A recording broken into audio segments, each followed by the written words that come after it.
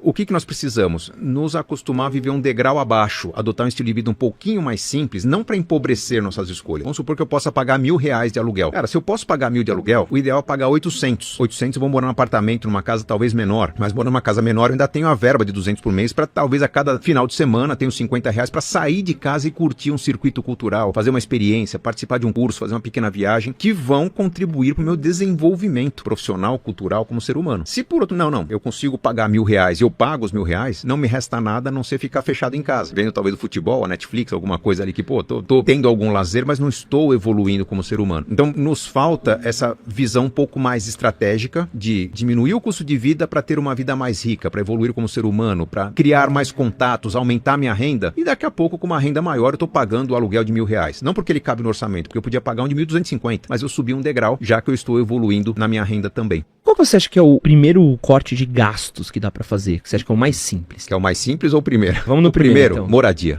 Quando você erra na moradia, você erra em tudo. Vamos supor, a conta que as pessoas fazem é gastar até 1/3 da renda com a moradia. Não tem porquê. 1/3 é o limite que os bancos aceitam de financiamento. Mas se eu quiser gastar 5%, 10%, mas eu não consigo pagar uma moradia com 10% da minha renda. Você consegue dividir uma moradia. Consegue compartilhar uma moradia. Antigamente não. Mas se for para morar numa república, dividir com 2, 3 irmãos, morar num puxadinho no fundo da casa dos pais, eu consigo dividir uma moradia assim, gastando pouco. A questão é que quando você... A questão é começar da forma errada o planejamento, né? Eu ganho, vamos falar um número redondo, 10, eu posso gastar 3 ou 4 com moradia. Se você paga a moradia que você consegue, você já está morando num lugar mais sofisticado, que seria uma moradia mais simples. Talvez uma moradia maior do que aquela mais simples que você moraria. Então, se a moradia é maior, você vai gastar mais com água, mais com energia, mais com decoração. Você está num bairro um pouco melhor, o mercadinho é mais caro, o posto de combustível é mais caro, a feira é mais cara. Então, você cria um efeito cascata, né? O imposto é mais caro, se for apartamento, o condomínio é mais caro. Então, o efeito cascata é muito grande.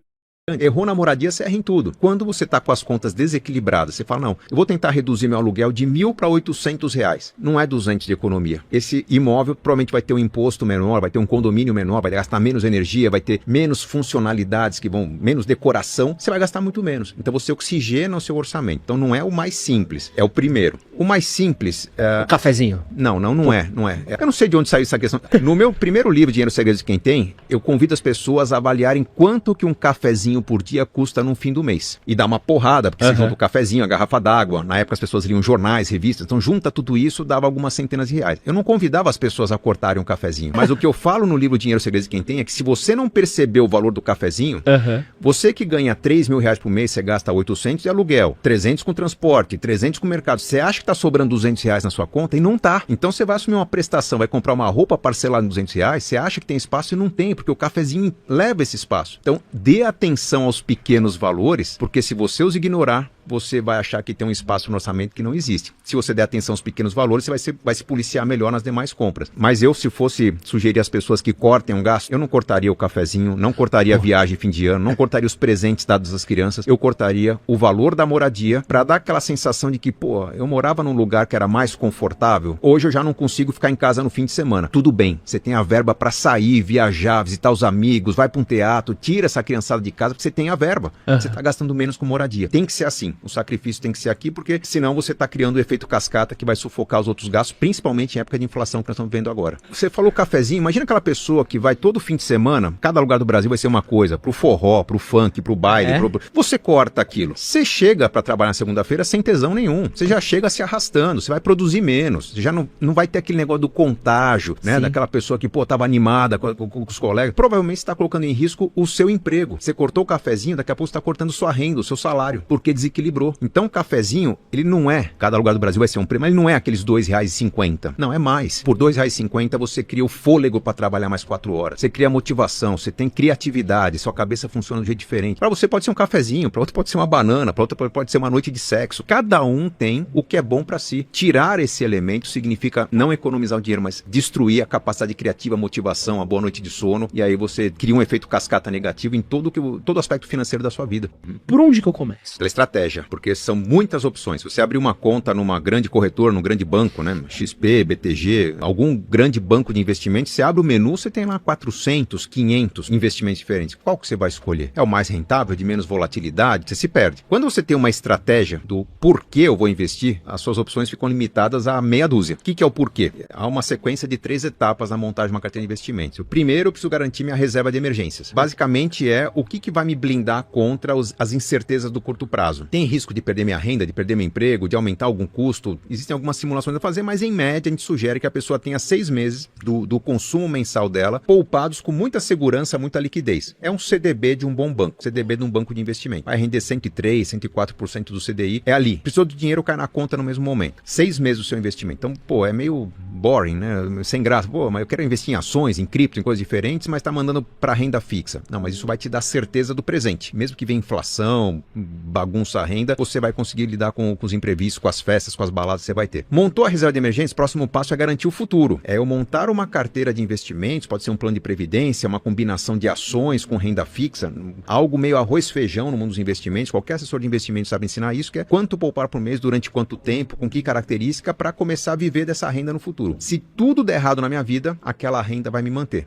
Qual seria o básico? Vou ver com 5, 6, 10 mil por mês? Garanta esse básico. Normalmente um plano de previdência resolve, um fundo de previdência resolve essa equação. É só depois de garantir a reserva de emergências completamente formada, aqueles 6 meses, e depois de saber o quanto poupar por mês para a previdência, colocar aquele andamento, que o que eu investir a mais, eu posso assumir risco. Aí cada um vai poder assumir, eu gosto de imóveis, eu gosto de carteira de ações, eu gosto de fundo imobiliário, eu quero arriscar em cripto. Pô, se é cripto, diversifica. Mas tudo que os influenciadores financeiros falam sobre investimento, diversificação, carteira recomendada, o que você pesquisa, análise técnica, fundamentalista, tudo isso vem na terceira etapa da carteira de investimento. Depois que você garantiu o presente, depois que você garantiu o futuro, você começa a arriscar. E aí, a minha opinião é que esse risco não pode ser tão elevado. Tem que ter uma proteção. Os outros costumam falar, cara, põe tudo em cripto, põe tudo em imóveis, põe tudo num ativo, e costuma dar errado isso, né? Mas aí eu preciso ter a lição de casa feita para o meu investimento funcionar direito. Virão crises? Virão crises. Meus alunos, por exemplo, quando começou a pandemia, lá aqueles 6 circuit breakers, a bolsa mergulhou para baixo, meus alunos perderam dinheiro, mas não perderam a paz, porque meus alunos estavam orientados a ter uma reserva de emergências, aos projetos de curto e médio prazo ter um dinheiro em renda fixa, então quem ia viajar no meio do ano tinha dinheiro para viagem, o que estava na bolsa, o que estava em cripto, o que estava mais exposto, eram os projetos de médio e longo prazo. Quando você vê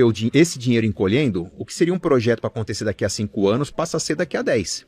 Mas a pessoa também tem o tempo e a calma para deixar aquela poeira baixar. Projetos de curto prazo foram cancelados, então tinha um dinheiro disponível, cara, vou equipar minha casa, vou fazer meu home office com mais tranquilidade, vou fazer uma mudança. E quando a bolsa caiu, eles tiveram tempo para reorganizar a carteira e surfar uma recuperação da bolsa. Então, que era uma perda, virou um grande ganho num segundo momento, porque não estavam dependendo daquilo, havia uma reserva para manter a família por 6, 7, 8 meses em alguns casos. Tendo essa estratégia, você tem tranquilidade. Tendo tranquilidade, você reorganiza a carteira sem sofrer. E aí, sem sofrer, você vai estar mais tranquilo, vai dormir melhor, vai ter escolhas mais conscientes, a coisa funciona de uma forma mais inteligente. Qual que é o melhor caminho para poder entrar nessa tendência do momento sem me dar mal? Pensa no seguinte, que hoje existem trilhões de reais no mundo, estão falando de shakes, estão falando de fundos de investimento, fundos de pensão norte-americanos, europeus, fundos de aposentadoria, bilhões, trilhões de dólares e euros, procurando oportunidades de investimento. E quando surgem boas oportunidades de investimento, elas poderiam ser abraçadas por um único fundo,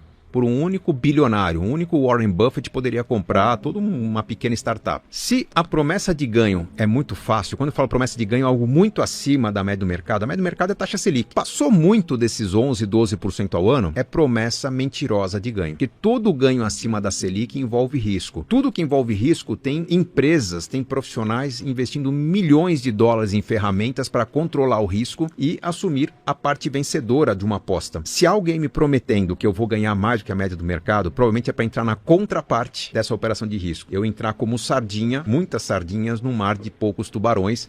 Tem gente ganhando com Bitcoin. Eu vou entrar perdendo no Bitcoin para mais pessoas ganharem. Tem gente ganhando com NFT, tem gente ganhando com criptoativo, com fundo imobiliário, com small caps, com ações. Não importa o que seja. Toda promessa de ganho fácil, toda promessa de ganho rápido, tá me convidando para uma ponta perdedora porque eu não tenho as ferramentas que os ricos têm. Mas eu confio no meu guru, eu confio no curso que eu estou fazendo, eu confio na apostila que eu estudei. Quer entrar? Entra com uma parte muito pequena do seu capital, não mais do que 5, 10%, que é para você testar seus erros e acertos por pelo menos um ano. Eu quero que você acerte 10 vezes, 10 operações nesse mercado exótico que você está entrando, para você me confirmar se dessas 10 operações você acertou 8 ou 9, você está sabendo o que fazer. Se dessas 10 operações você errar 3 ou 4, você já está correndo o risco de se encantar com as 6, 7 que você acertou, e daqui a pouco, quando coloca mais dinheiro, vai ser contra um grande apostador, um grande investidor que vai te afogar e vai fazer você perder todo o seu dinheiro. As pessoas, quando estão desestabilizadas, elas querem algum tipo de ancoragem. Pô, eu quero estar na tribo vencedora, eu quero estar no tribo dos caras do trade, eu quero estar na tribo dos caras que andam num carro importado. Muitas vezes está faltando, é uma carência da pessoa, tá? Ela não consegue concretizar os planos dela, não tem planos sendo concretizados, ela vai buscar algum tipo de conquista na vida. E ela cai muito fácil nesse tipo de armadilha, nesse tipo de provocação. Existem alguns momentos, algumas situações na vida em que você, quando tem algo que te dá